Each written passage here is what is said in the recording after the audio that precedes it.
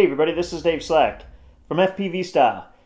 Now, while we're hard at work making our second episode of FPV Style, we thought we would take a moment here to do kind of a video response to some of the comments, questions, and an actual correction that we made an error on one thing. We said high pass filter on the 1.3 gigahertz transmitters to make sure that you're not conflicting with your 2.4 gigahertz radio. It's actually a low pass filter, so we'll get that right out of the way first.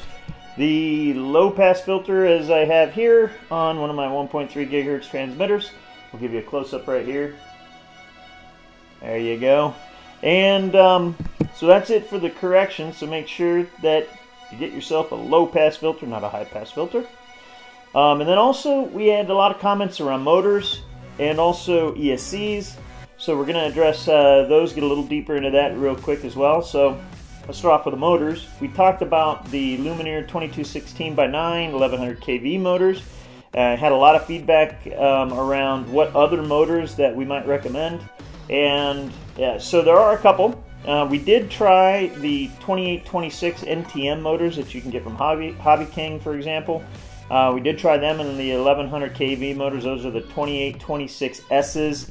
Happen to have one right here. Throw that up there as well. Now this motor worked really well as well, to be honest with you, and matter of fact, I think X-Hover, the 2826 1100 kVs as well. I might be wrong on the kV. He'll probably post a response on here to tell you that as well. But what we found with those motors was they actually seemed to run a little warmer, so they did get a little hot, and that just kind of tells me that we might have been pushing that motor set a little bit, and with the weights that we were flying with. We were flying with a brushless gimbal on our QAV 400, and again at an all-up weight of about 1,700 grams, so that was quite heavy. So anyway, the 2826, I think that's a good viable option, especially if you're not going to weight your QAV 400 or any platform of that size up into that 16, 17, 1,800 gram weight. That's pretty heavy. The second motor that we weren't able to test, we don't have any at the moment, is the Sunny Sky 2216s at 1100 kV as well. So let's show those up there. We think that's probably a super motor for this platform as well that could save you some money if you're on a budget. Again, the bearing set is not as high quality on the Sunny Sky, but to be honest with you, that shouldn't impact the performance all that much, and you might just look at longevity differences from a higher quality bearing set versus a lower quality bearing set.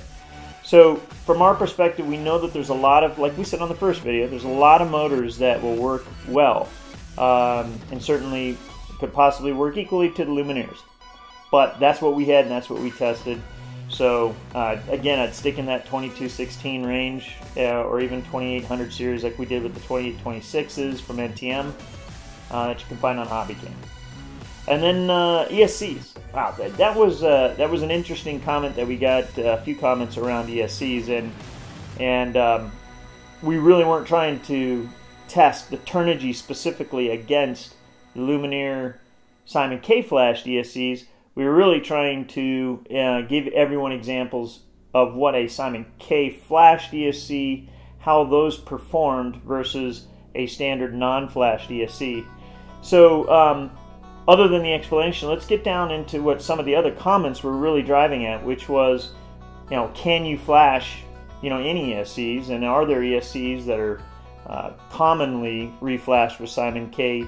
And absolutely, there's a ton of ESCs out there that you can reflash with Simon K firmware.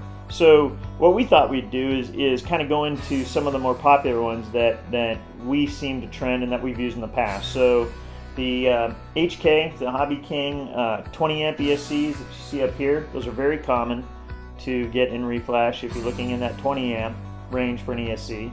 Also the HK 30 amp UBECs, which commonly are referred to the HK30 Blues because of their blue wrapper, as you see on the screen here. Those are also very common to use.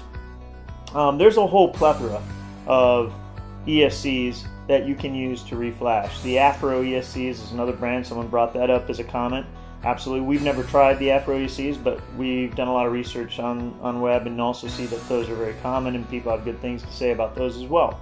And also, one of the other nice things about the Afro ESCs is they come pre-flashed with Simon K firmware as well. We thought we'd also talk about how do you flash an ESC if you don't buy them pre-flashed with Simon K firmware. Well, rather than making a whole video on exactly how to do that, there's a bunch of great videos on how to flash Simon K firmware on a standard ESC.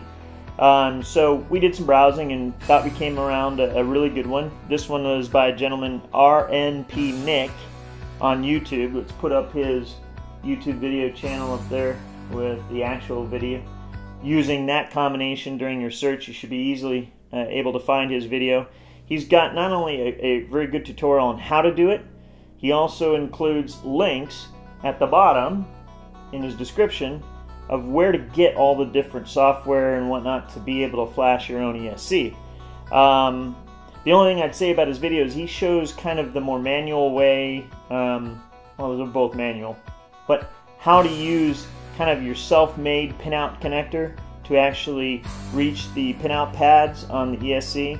But there's also a tool that you can get from Hobby King. Let's throw that up there.